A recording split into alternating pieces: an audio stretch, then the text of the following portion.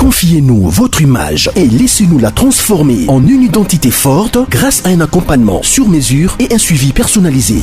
De la communication institutionnelle au marketing politique et commercial, Eshima vous apporte des solutions grâce à une parfaite connaissance des outils de l'information et de la communication. Contact 085 113 44 44 085 113 44 44. Eshima Magazine, un nouveau standard d'information. UDPS, viva!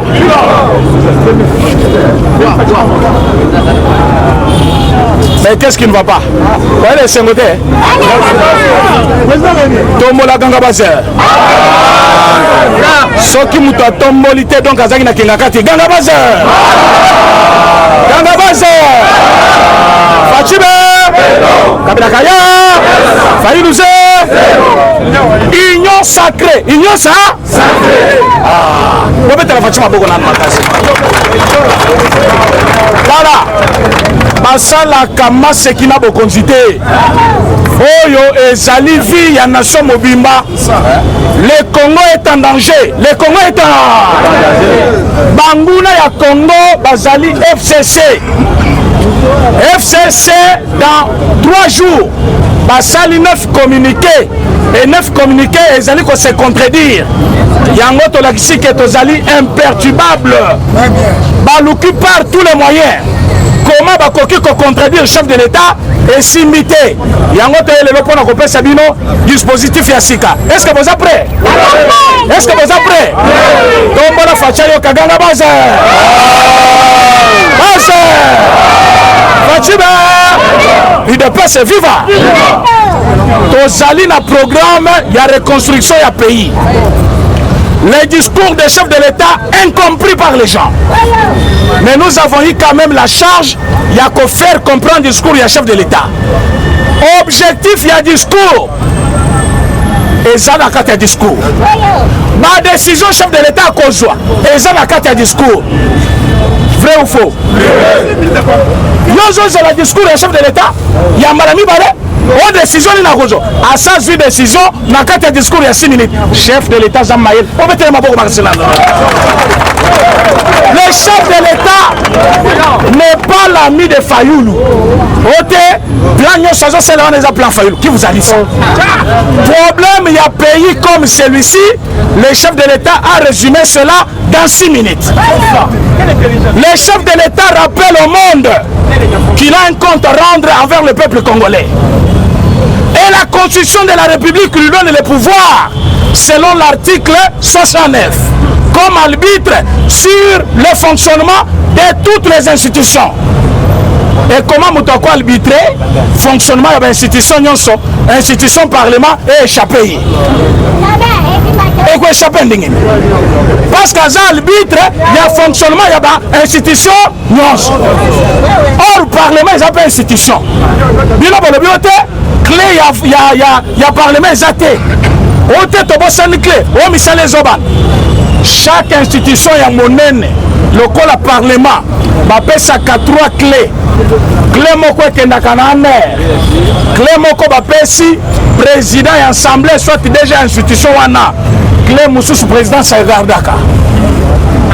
Maintenant ba le bio clé ya parlement ezate facha le bio boyoka. Ba continue na ko ba bimisi clé ba fongoli parlement. O ma ezo bi maté toilette ezate. Toilette ya parler du peuple. Ba kanga ona clé ni. Ba fongoli yango ba juge ba prêter serment. Kobanda mokolo wana mercredi fini FCC. Et à Otozolo Banabino, le chef n'a fait que répéter ce qui était la volonté du peuple dans le discours. Qu'est-ce qu'il dit dans le discours? Wanande sujet à l'élo. Conséquence mine après union sacrée et résultat mine, bah Congolais bah cause là. Est-ce que tu connais le quand même? On peut 5 minutes, 6 minutes, on a 6 sur le chef de l'État. Et comme on a 6 minutes, 6 minutes, ils sont quittés, on a côté parce que vous après il y a le chef de l'État dit ceci dans le discours, le bana s'est trompé. mais soki na lobby otali okomona yango kuna malgré na français mususu chef de l'État a lobby na kotika te accord moko et le cas au-dessus ya prérogative constitutionnelle ou epesameli ngai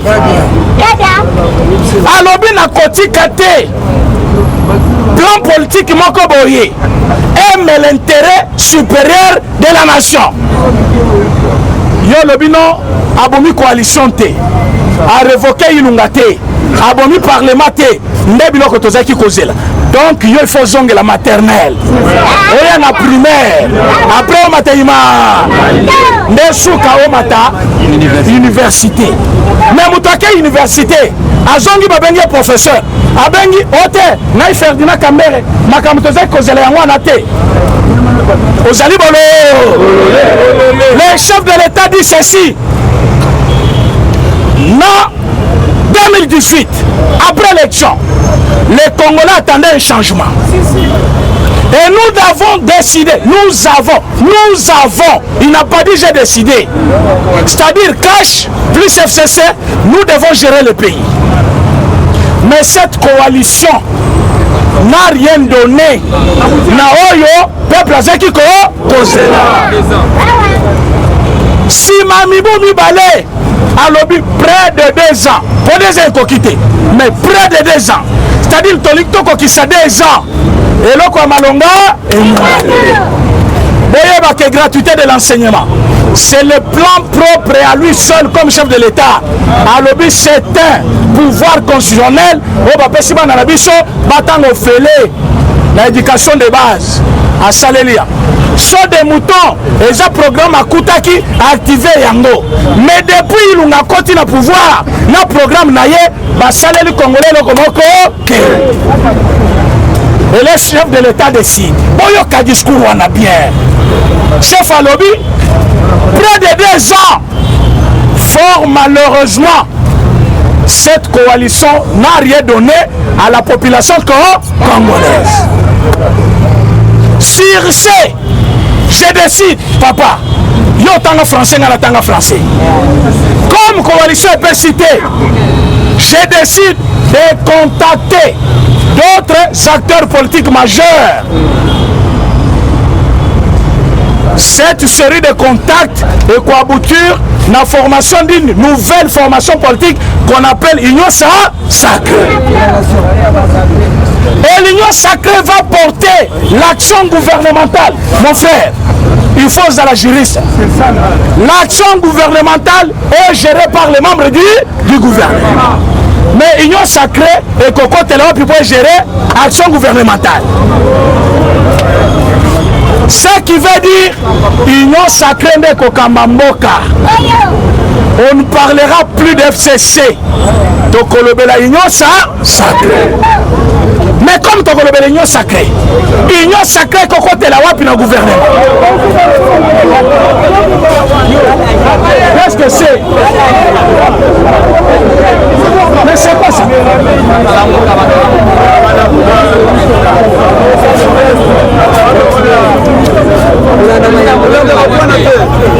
Lobana yo tika baba.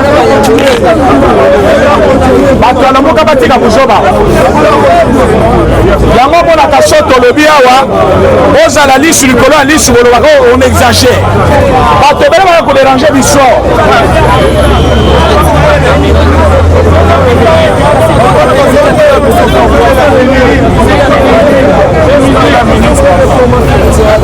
Tombola ganga baze. Et tombola madame somme ta tombolité bagoyeyo. Tombola. Alto zaï de pes tombola. Ganga baze. Ganga baze. Fachibe. Okomona bango balobaka bongo te. Fachibe. Kabila kaya. Batu ya kabila balinga koloba bongo te. Kabila kaya. Fayi bize. Babu. To bengi si bango nyonso. Na kati ya consultation.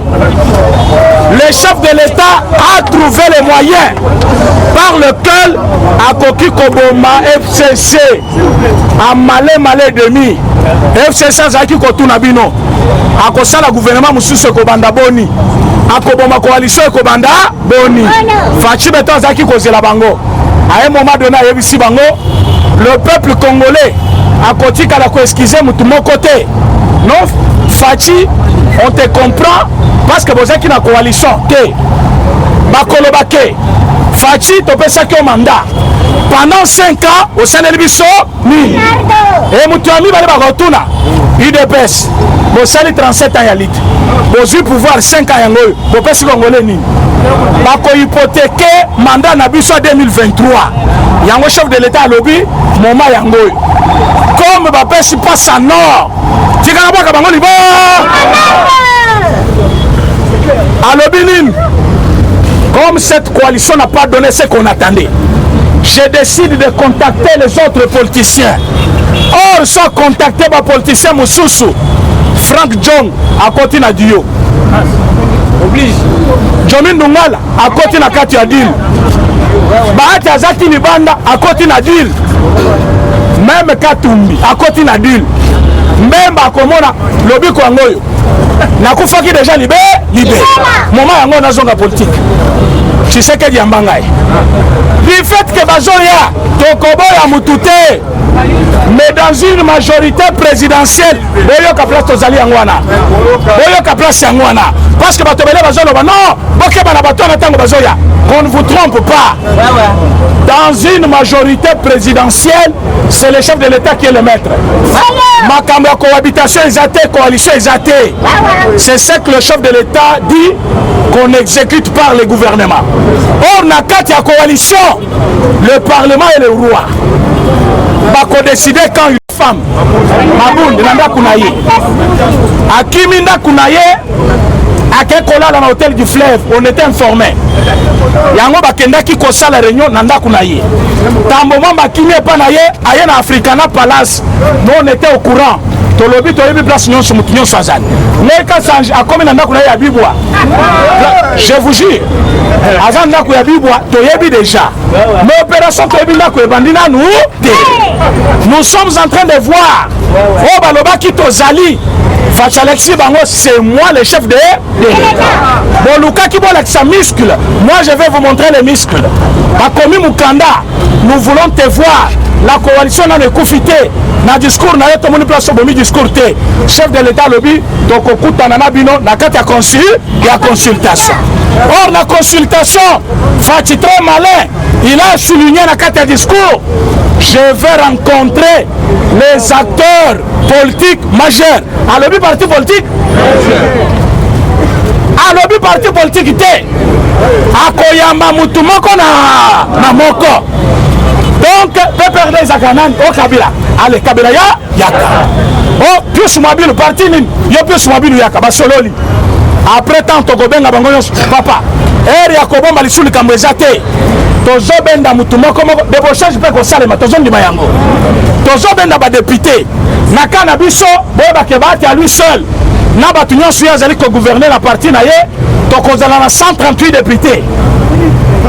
138 députés. Nana kanisa ki bazaki na plateforme ya nan soka bazali na plateforme moko ya AFPCA. Tango to sangisi bango yoso, ça nous fait déjà 138. Quand on sangisi na 51 à cash, nous sommes déjà dans les 180 quelques. Tango to kozwa, to débauché déjà. Nous avons déjà plus de 80 députés. Au moment où je vous parle, le total fait déjà 250 quelques. On va déjà dans cannabis. La majorité que les gens attendent, ils ont déjà cannabis.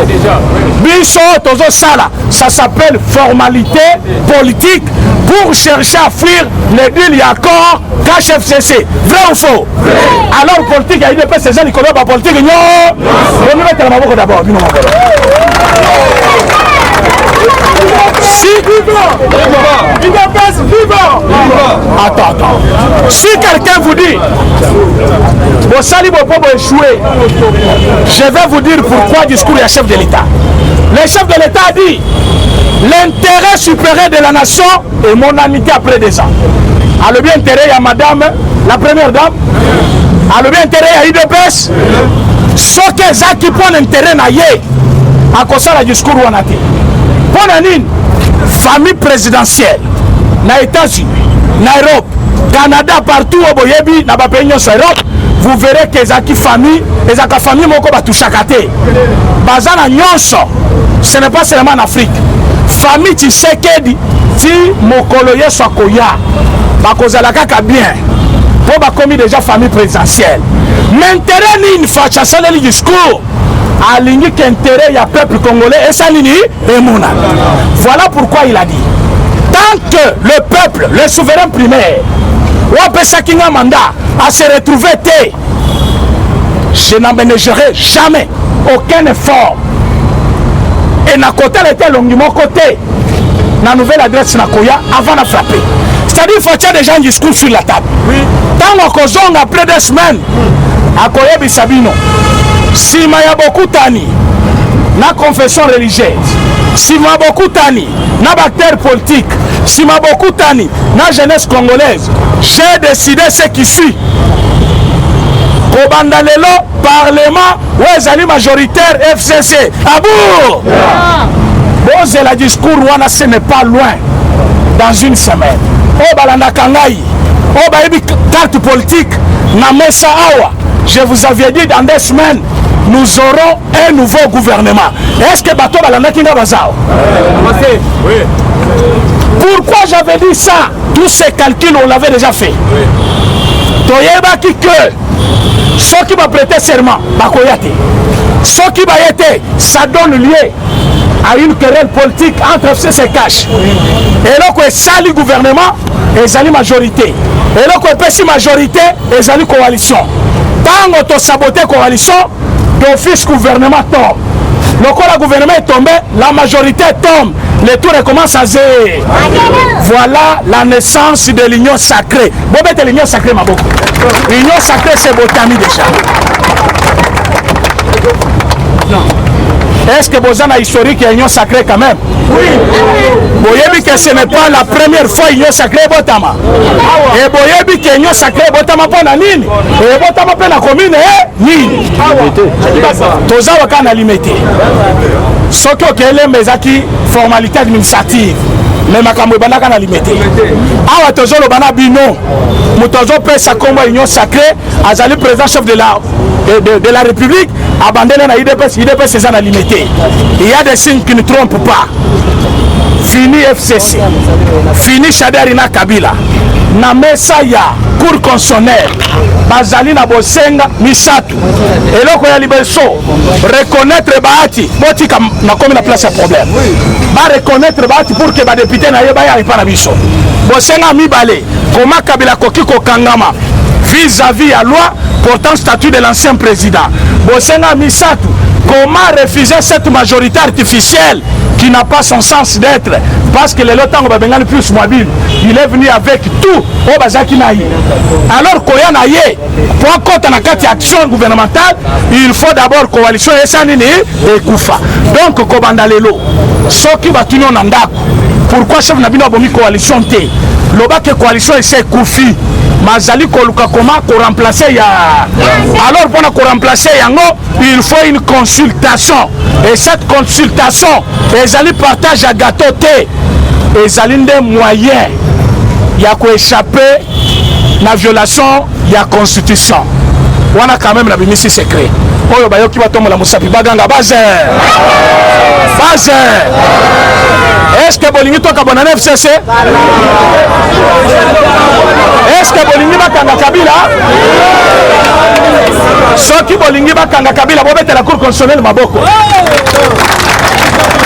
et cour constitutionnelle ya sika weye ezali na 3 prérogatives boyokaki les Kabili bake ko déposer demande na bango balobi faut yebisa biso soki chef de l'état violaki constitution ou pas pour que cour constitutionnelle répondre na demande il faut bazala 9 sur 9 soki baza moins de 9 ils ne peuvent pas prendre une décision maintenant comme bazaki 9 il fallait les deux prêter serment plus la première personne qui a été nommée par le chef de l'état nde basalaki 3 mais bango baboyaki ba prêter serment te bosenga na bango moyen ba répondre yango ezalaki te awa siko ba déposer 3 wana bayebi ke bato baboyaki biso bakuti kuna 3 mususu o bazaki déjà obédience na biso ça nous fait 6 sur 9 est-ce que va répondre à la demande à PPRD et Kozala recevable mais non fondé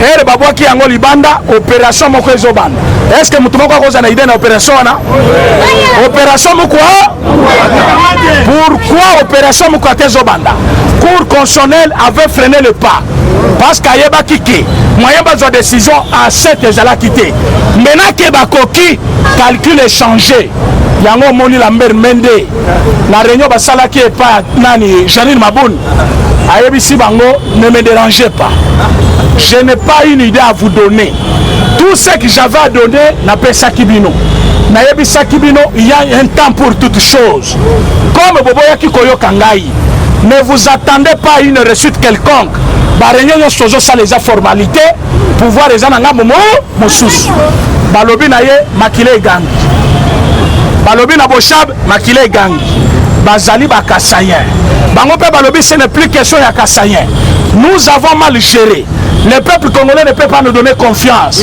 refuge na biso ezaki coalition awa coalition ekufi tokokende yango na ye kosenga bino boy semaine oyo biso tozali bana idps nyonso baza botoma na loboko ganga bazer facibe boyamba message ona esengo kobanda lelo ndeko na ngai avenir na biso eza maboko na biso soki botiki ofacha décidé e bango balobi boye eza makambo ya politique papa na ngai tokokufa lokola Genève soki totombolaka mosapi te so tofongolaka biso te nde Fayulu lelo akolonize mboka oyo na basénégalais mais parce que toboyaka lelo ye wana akomi kozela bapneu. Si vous voulez que Kabila Kangama, si vous voulez que FCC Kende Libanda, c'est bien le chef de l'État Pessimisson Zela. Après consultation naïe à cause de décision. Décision naïe et cause à l'accepter par FCCT.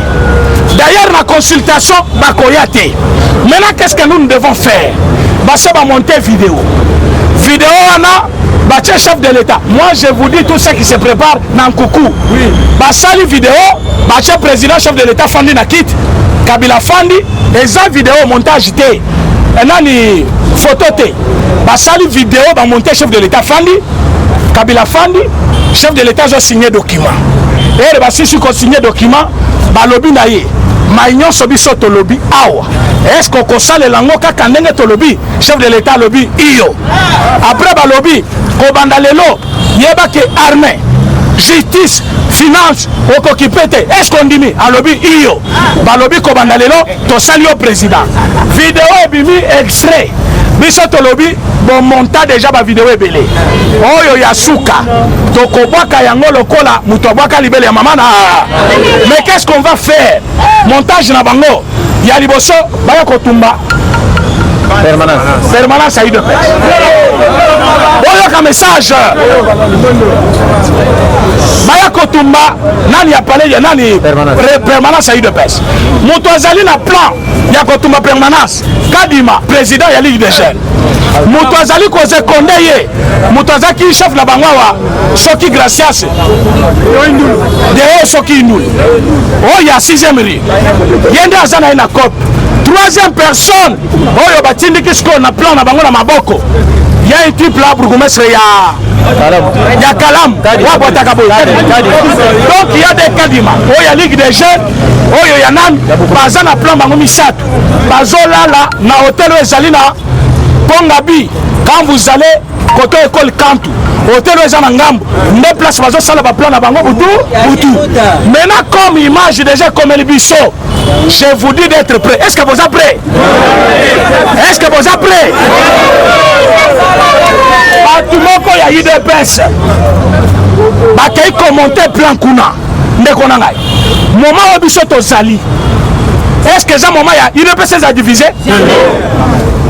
Ata ozu musala na nuté ata banome yo na nuté est-ce que ça moment ya ko revendiquer na permanence mais un groupe d'individus ba côté réunion ote il faut balunga ba pole est-ce que yo po kota ba police ba boye kala nous avons des structures à UDPS parlementaires de Boupé à sa structure et ça vient former les structures mais bâtiment il y a UDPS Moi tel que je vous parle, président Kabou n'a fait un laïc. Président Kabou a fait sa ngambongo. Je ne suis pas leur avocat. Mais, ma belle madame Nabango, mon parfois à la cate. Tout le monde combattait comme ça la réunion. Au moment où Tshisekedi Félix, président chef de l'État, Azali s'appuyait sur son parti politique pour que parti na bato bakwa simanaye tolonga bitumba. Bango bake kuna babanda bitumba na président sa parti. Dis-moi, tango biso tokozala divisé. Est-ce que tokolonga? Na sengi binobo. Makambo parti balobaka na français, le linge sale se lave en famille. Donc quand on a nos nandaku, donc corriger la différence na biso. Donc tika makambo na biso interne. Tolonga na bitumba libanda. Bitumba chef abandi et sali pour que ba combattant bazo misala. Tant que toza na FCC, au cause la lelo tilo be ko misala te. Bazali majorité na gouvernement. Ba kozaka batonaba. Majorité na parlement. Ba kozaka batonaba. Na nomination ba DG, ba kozaka ba DG belé. Yo kozaka misala mokolo. Maintenant chef a besoin. Tobengana bango. Oyo bakoya. Ba yebi ke bazu pouvoir par alliance. Ba kocha tembe mingi tena chef de l'État. À ce moment-là, yo nangai tokozala ba ayant droit. Mais au lieu de tinga manager wana, bazo ko diviser biso. Est-ce que beaucoup de division wana? Tombo la ganga base. Tombo la ganga base. Fachibe. Nazana besoin. Oye bake kobanda lelo. Le chef de l'État a tombé la kimisapiniba. C'était pour dire Ilunga, Ilukamba, un vieux papa fané, incapable, apponi Kanaye, camp politique, aboy peuple.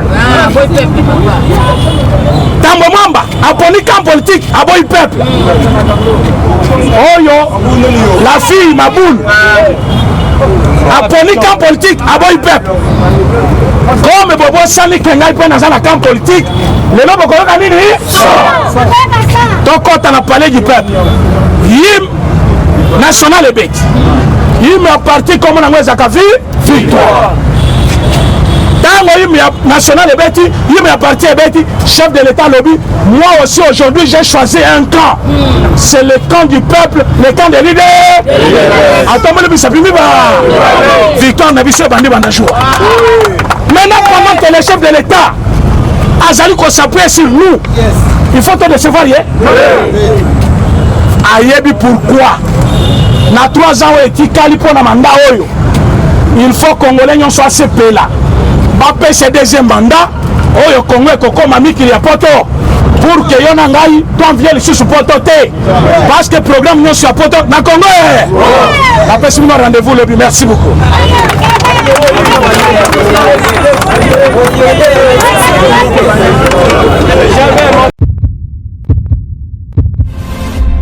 Eshima, votre magazine qui bat au rythme de l'actualité. Retrouvez la nouvelle édition. Exclusivité, alors que la RDC sort progressivement la tête de l'eau après la crise sanitaire Covid-19 ayant fragilisé les économies du monde, Eshima Magazine présente à la une de sa 15e édition la ministre de l'économie nationale, Acacia Bandou Bola, présente son bilan depuis sa prise de fonction. Relance économique, Acacia Bandou Bola Mbongo donne des signaux forts. Baisse des prix des produits pétroliers, maîtrise des prix des denrées alimentaires pendant des temps forts, organisation des marchés populaires afin de soulager les paniers de la ménagère en période de Covid-19, une franche collaboration avec les opérateurs économiques et dotation en équipement de son administration, la ministre de l'économie nationale affiche un bilan éclatant de sa première année de gestion de ses très stratégiques portefeuilles. Eshima Magazine revient sur chaque étape de la vie de la Margaret Thatcher congolaise. Focus, Agnès Moide et la CNSS interpellent les employeurs sur les avantages de l'utilisation de la télédéclaration. Payer l'impôt est un devoir civique. Barnabé Mwakadi Mwamba, directeur général de la DGI, sensibilise les assujettis. Découverte, Jerry Biangani Tampo, l'homme derrière la renommée de l'université chrétienne Cardinal Malula. Dossier Eshima, contentieux électoraux, de la poudre aux yeux. Économie, les scandales financiers ont la peau dure en RDC. Interview, Ted Belechai Kassanda, secrétaire exécutif national de la Ligue des jeunes de l'UDPS. Bras de fer entre la CPI et les USA. Fatou Bensouda défie Donald Trump. Retrouvez l'intégralité du magazine Eshima dans les kiosques. Eshima Magazine, un nouveau standard d'information.